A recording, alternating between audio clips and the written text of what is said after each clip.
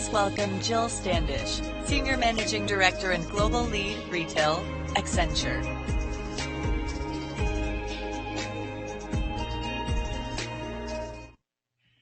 Hello there.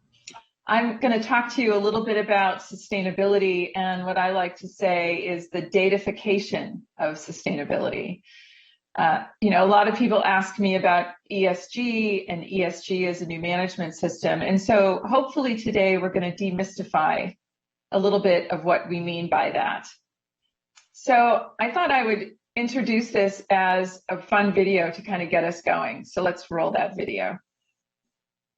How do we get retail from today's uncertainty to tomorrow's resiliency?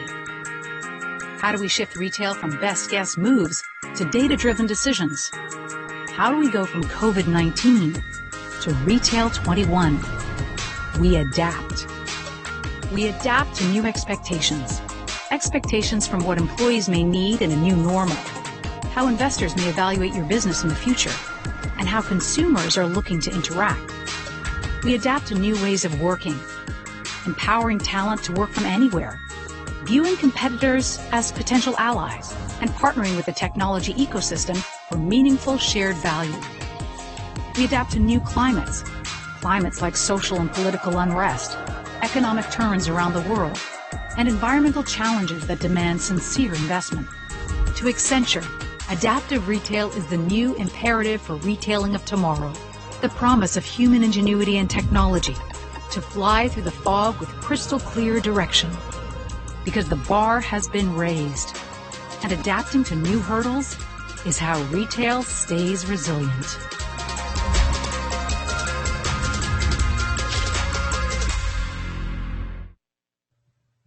I think we would all admit that 2020 left an indelible mark on all of us and around the world, whether it be from the racial injustice that took place in many of our countries, the global pandemic, which we're all hopefully coming out of soon, or the shift in consumer behavior, or the climate change at large. It was really a year like no other. And yet I like to say that even if this change happened with this much disruption, comes opportunity. And we all know that companies that actually spent time looking at ESG actually performed better through the pandemic and actually used ESG as a new way to operate and to manage their companies. And all of this boils down to trust. And trust is becoming really the ultimate currency for everyone. And if you think about it, trust is built over time. And so if you think about your brand with how you're dealing with consumers, they have a lot more opportunity to see through your company and what your operations are looking like. Whether it's seeing the disruption with your supply chain or seeing your practices around inclusion and diversity, all of that information now is available, especially because we're spending almost 12 hours a day or more in front of a screen. So the amount of information that is at the fingertips of the consumer is just like no other. We're really in a world of such high levels of transparency. And all of this actually can be powered by data. I like to say that data is something that can help you instrument your business so that you can fly through the fog with a little bit more instrumentation.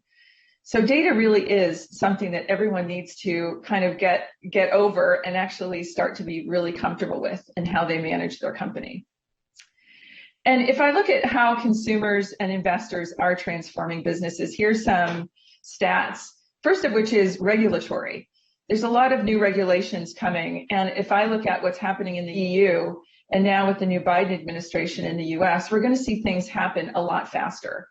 And so that's a little bit more around what's going on with sustainability. If you look at consumers, 73% indicated that transparency and traceability are important, and they're willing to pay for it. So the fact that this is not just good for you, but good for your business and actually might actually help with profitability is really an amazing opportunity. And then if you look at 85% of chartered financial analysts, members took ESG into consideration in 2020. So it's becoming a way of evaluating businesses, even more so. And so I like to say that in terms of sustainability, which is again, ESG, we can break that down. the twin engines that will propel for competitive advantage is really around technology, and technology combined with sustainability. And all of this is really around data, and it really unlocks the growth and the value through ESG integration. And I like to say that there's these four kind of quadrants that we can walk through here. One is around the cloud. And what the cloud can do for businesses today is a lot different than years past. So the fact that we're having this ESG conversation and the fact that technology has come to where it is today is a really nice intersection. Also, marry that up with AI and ML. That's just an amazing opportunity for companies to be smarter and to leverage more predictive nature to how they're doing their forecast, how they're actually doing optimization of their operations, whether that be inventory placement or actually what's going on with their supply chain. AI and ML are tools that were very hard to maybe understand in the past. Now those tools are at your fingertips, and they're a lot easier to actually embed into your organization. And then there's scenario modeling. Again, looking at, I mean, we all couldn't predict that the pandemic hit, but if you could actually do some what if analysis, you'd be better prepared for the next time. And especially because a lot of our models from last year really completely blew up with the pandemic. Trends that we used to have are just no longer there. So using scenario modeling can actually get a little bit more resiliency into your business. And then I would be remiss if I didn't bring up the future of work. Most businesses in the March timeframe sent their teams home, and we all worked from home really for almost a full year. And yet, as we're looking at what's going to happen come, let's say, through as the rollout of the vaccines happen, you just have to say to yourself, are we going to go back to a place where we were before? And most businesses are saying no. As a matter of fact, some of the survey work that I've seen is basically saying that only 50% or so are going to go back full time. That's the high end. The rest are going to be in some hybrid mode. And actually, a lot of companies are saying, let's think about the role that people have before we just assume that everyone's going back. So just think of the way technology is allowing us to be so productive as we're working from home. So let's take the cloud. First of all, cloud allows us to have vast amounts of data, not just from the firm itself or the retailer or the brand, actually bringing in outside data sources so that you can do these what if analysis. But you can also store vast amounts of data on the cloud. So that resiliency is a lot more than it was in the past. I mean, just think of how computing power has changed over the last few years. And yet buying servers and having data centers to actually do that just seems a little bit just almost historic now. So that flexibility of being able to amp up and amp down when you need it really is powerful today. And here's the artificial intelligence and machine learning, basically allowing us to chase the waste, we like to say, across the entire value chain. So if you had better predictability of your demand, you certainly would source differently. You certainly would have your supplier community supply differently. You'd probably put inventory in a place that's closest to where that demand is, and you'd probably allow for last mile delivery and shipments to be more optimized. So think of all of the waste, whether that's materials and raw materials, whether that's actually energy related, or whether that's just in terms of power. Think of last mile delivery or split shipments, all of that, or even packaging. All of those are wasteful and have environmental implications. And so if we can use AI and ML, and so systems that learn and actually can be helpful to us to actually optimize, that waste can be chased across all of those different parts of the value chain. And again, here's scenario modeling. And maybe this is war games for retail, who knows?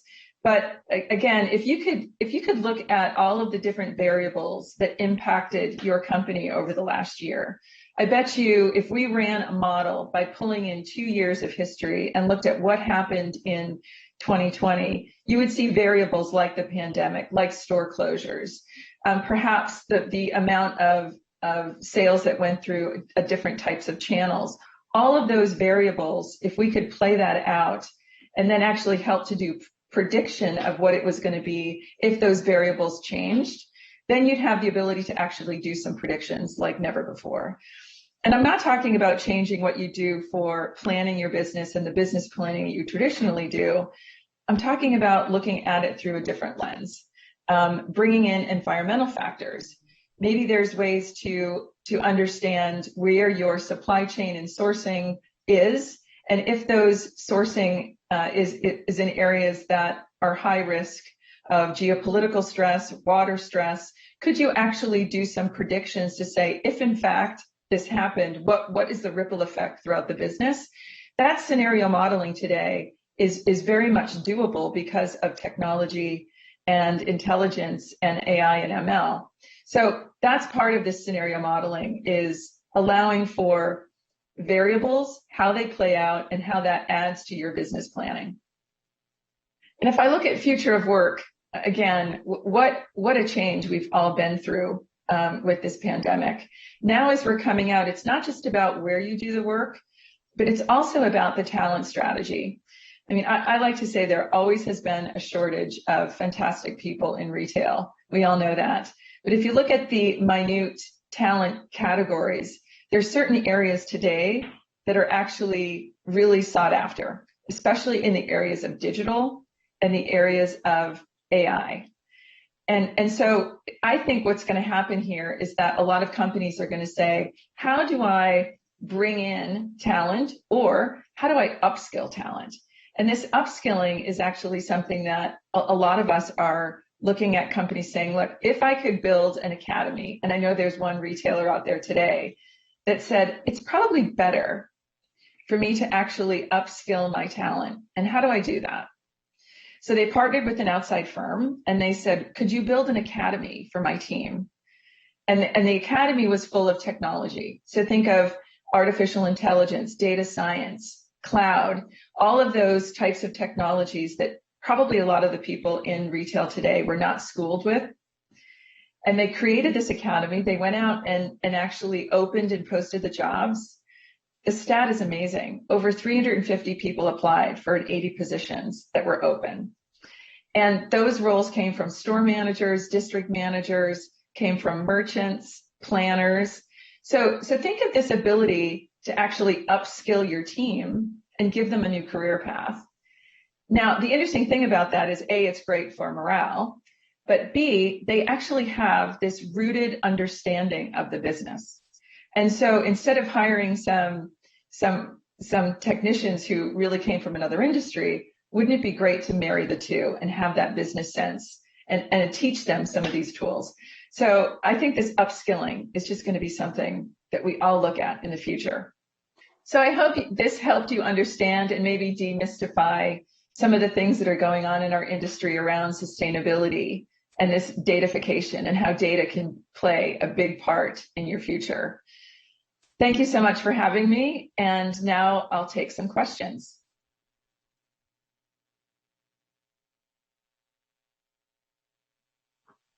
Thank you, Joe, for that fascinating presentation, and nice to see you virtually, I guess. A few questions from the audience, and of course, being a journalist, I have a few of my own. So, but first we'll take the audience questions.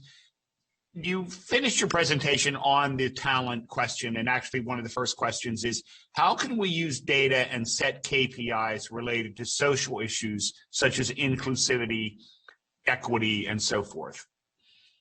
You know, when you're talking about KPIs with a lot of the social issues, I think that there's a ton of training that can be happening with your store employees. Look at some of the brands that were doing unconscious bias training so that people in stores would actually understand if they do have those. So there's one around the unconscious bias training.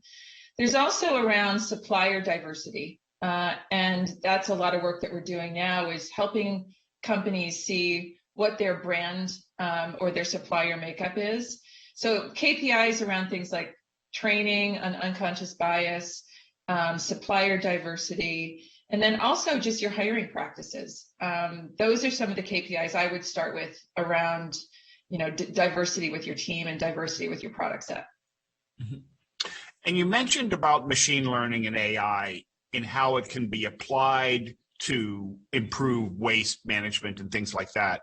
But can you see them actually influencing sustainability in a way, or is that one continuum?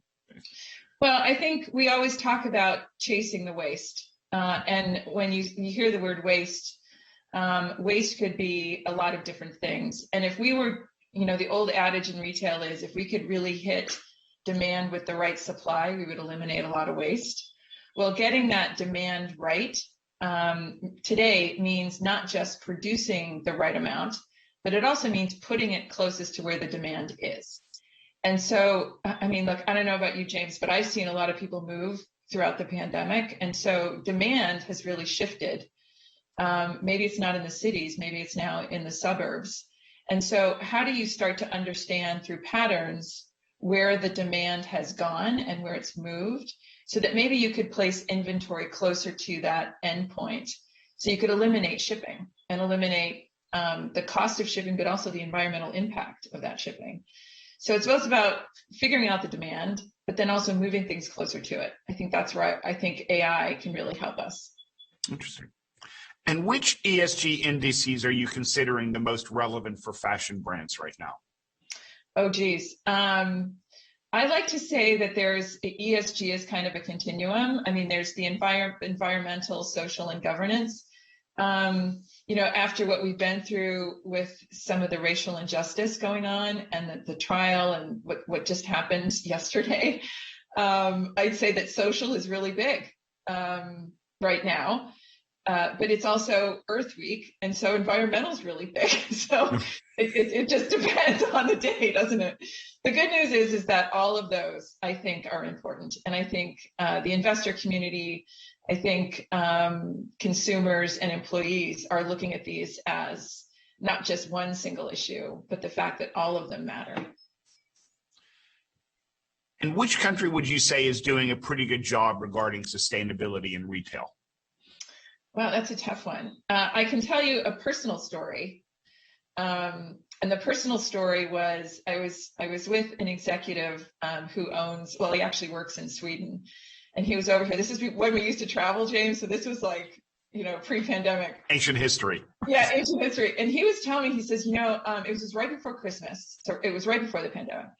And he said that there was some adverts on locally in Sweden. And the adverts were talking about the amount of emissions that is given when an airplane takes off is the same amount of pollution, if you will, of driving a car for a year. So his daughter turned to him and said, Dad, she's, I think 13. She goes, Dad, let's not take a vacation this holiday because I don't want to be a part of, being on an airplane and seeing how polluting that is. Mm-hmm. And I was thinking to myself, would my 13-year-old back then, he's now 13-year-old, would he actually say, Mom, let's not take a vacation because it's polluting the planet? And I'm thinking, okay, there's a mindset there that is just not, So I think Sweden for sure. I mean, you read a lot of things that they do environmentally, but I think culturally, the fact that they're so aware and there's so much information for a consumer, I would have to say that part of the country probably takes the cake. Interesting. Maybe from that personal story. No, but you raise an interesting question about perception, because we ran an article today by my colleague Arthur Zakowitz, quoting some designers, Greg Lauren amongst them. And they look at, overstock and, remnants of fabrics, et cetera. And Greg described them as treasures, not as waste. And he kept stressing that term of it's a treasure that should be reused. Is that something the industry should start looking at, that it's not waste, it's a treasure either economically or financially, or it's something that can be reused in another way? And is it part of it, just a redefinition? Yeah, I mean, listen, I think the word vintage is another good example, right? When you see something that's pre-loved and pre-owned, instead of calling it used, call it pre-loved and maybe call it vintage. Thrift stores when I was growing up were almost taboo. I mean, they were for people who couldn't afford things. And now I think there's such things as estate sales and thrift stores. And I think, Now it's almost in, if you will. It's in, it's kind of in to go to these places and find something vintage. So I think that is a perception. And I think if we could stop using words like used and use words like pre-loved or pre-owned, I mean, you do, when you go buy a car, James, you call it a used car, but if you call it pre-loved, it just makes you feel better. Whole different connotation. It's a whole different, right, it's a whole different ballgame.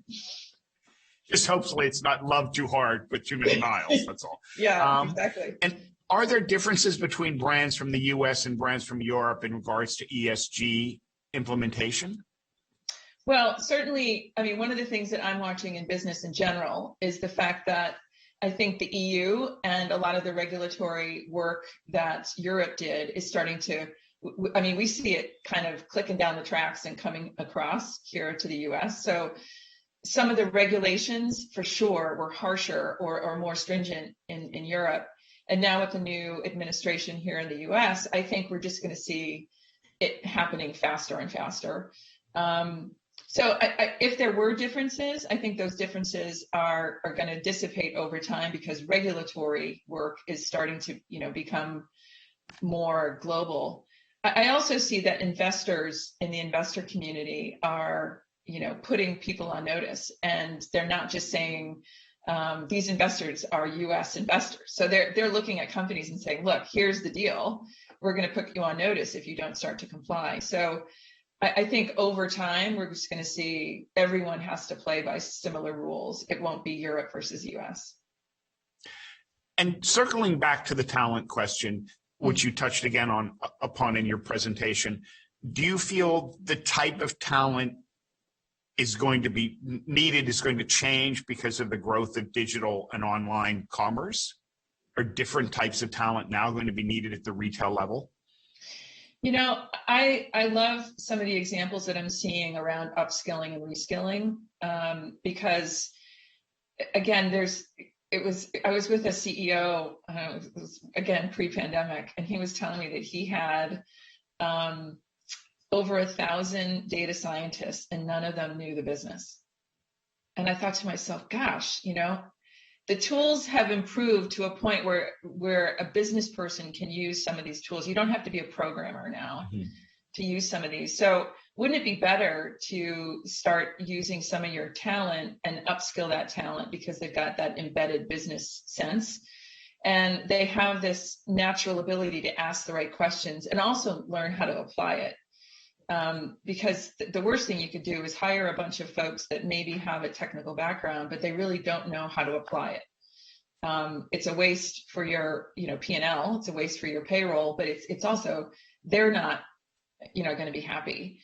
And I think demystifying this, I mean, I didn't grow up with a data science degree. You probably didn't either, James, right? No. So, some of that is almost a little bit scary. And so if you can start to train folks with, here's some modern technology, here's how to apply it. I mean, gosh, you get a huge boost to people's morale. And that's why I like to use the word demystify, because, it's at a point where I think a lot of these things, it's not a programmer. These data scientists are using tooling that you and I could probably understand. I'm telling you, you could probably understand it. I don't know about that. Thanks for the faith, however. Yeah. But thank you, Jill, for the wonderful presentation. Hopefully soon I will see you face to face. Meanwhile, stay safe and have a wonderful day. Keep well. Thank you so much, James. Thanks.